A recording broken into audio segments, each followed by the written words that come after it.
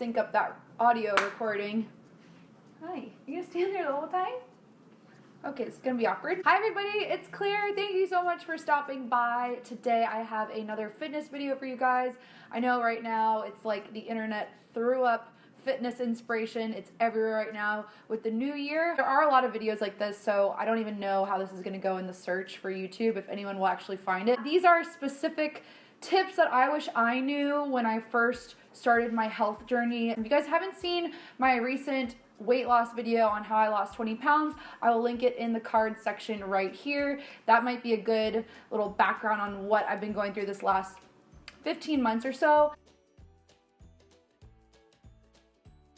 The first tip I have is to be aware of your portions. Now, I did not know what a normal portion looked like. What I thought was a normal size of salmon was way off what an actual normal size of salmon is. There are great visual references on Pinterest. The reference that they show is actually looking at the palm of your hand. It's like you should be only having a handful of nuts, not having a whole bag of nuts, rather than large bags and then just, you know, deep diving in there. Like peanut butter, for instance, for 2 tablespoons can be 200 calories right there. And I know how quickly that peanut butter can go and how tasty it is. Before you know it, you can consume like 300-400 calories just in a little amount of time. So FitnessPal is a great app for that. This is not sponsored by them at all. I love that to give you a guideline. I don't think you should be obsessive of it, but just starting out being like, oh, I had no idea that this type of popcorn had this many carbs, this many calories.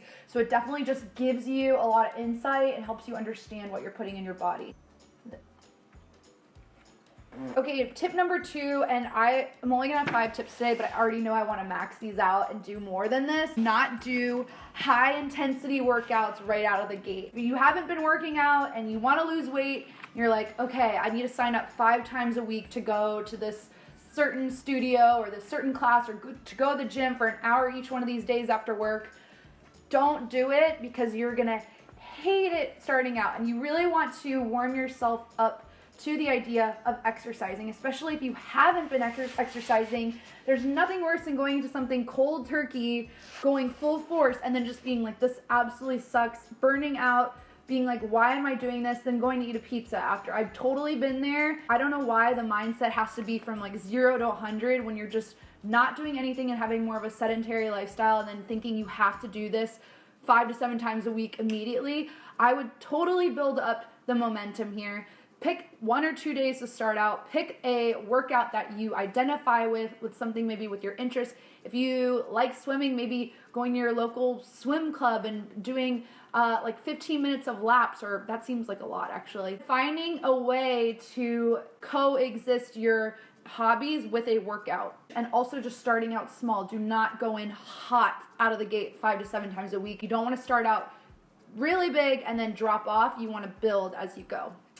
Such a motivational speaker. My third tip is my favorite tip, and I did touch on this in my 20-pound weight loss video, and it is because I love talking about food. Replacing the foods you love with healthier alternatives. Now, we live in the day and age of Pinterest, which thank God for it. I don't think I would have this much success without Pinterest, because you get all the inspiration for workouts on there and for food, but we're talking about food right now. If you love stir fry, if you love burgers, you can literally make healthy alternatives that will satiate you and make you be just as happy and feel like you got your fix if you can just swap out some of those ingredients. So for instance, rice in stir-fried rice, using cauliflower rice instead. A lot of people say they can't even tell the difference, and you still feel really good after that meal, and you won't feel bloated, you won't feel lethargic. There's so many ways to do it. Just having your kitchen stocked with maybe some of the essentials to trade out.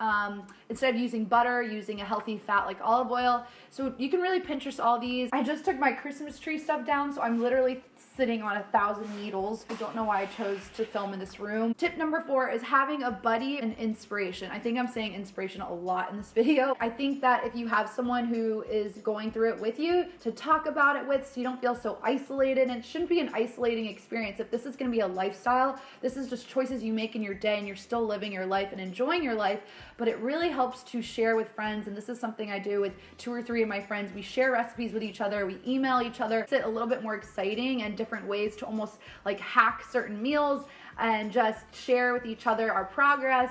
And it's really nice to have that like community and support. And if you don't have someone in real life to do this with, that's okay. That's what Instagram's for, to have Instagram internet friends. I love looking at girls' Instagram pages. That sounds really creepy, but it totally helps me stay motivated. I like to see their bodies. Again, sounds so creepy. It really is motivating, and and seeing how good they feel. Looking even to social media in a positive way. Don't look at social media and be like, I'll never be like her, because comparison is the ultimate thief of joy. Look at it as a community and ways to help each other. Surround your social media and what you look at with positive images and positive body images. I think that's really important and key to keep you going. And my final tip today, and I could honestly go on and on, I didn't know how to cut it off here, but if you cheat or mess up in your diet, do not feel bad or feel like you have to throw in the towel, because it is not over if you have a bad meal or a cheat meal.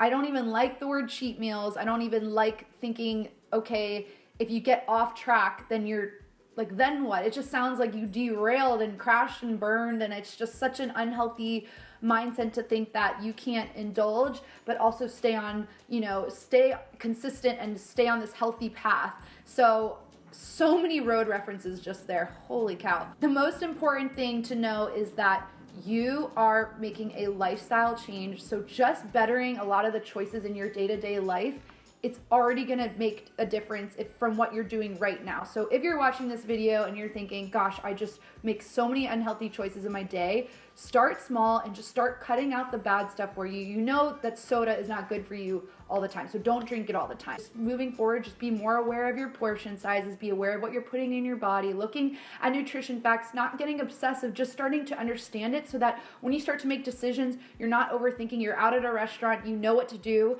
and it's just about kind of just learning about food and what works for your body, because everyone is different. So figure out what your body looks for nutrition and how to best treat it so you can have the most successful, healthy lifestyle and be the happiest version of you. That is the most important thing in all of this, is to be happy and feel good in your own skin and not be obsessed with numbers or anything. It's going off how you feel is going to carry you through your journey. I promise. If you guys want to see more videos on health and fitness and food or anything like that, this has been so fun for me to take a break from makeup and do these types of videos. And I know everyone is super motivated right now, and we can really just band together and be, a little happy family here in the comment section. Let me know what you guys like for recipes, like to do for workout. I love hearing in the comment section below. So that was a really long-winded story here. I feel like I've talked way too long. I can't wait to see you guys in the next video. As always, I really appreciate you guys being here, and a happy new year to you. And I look forward to seeing you in the next video. Take care. Bye.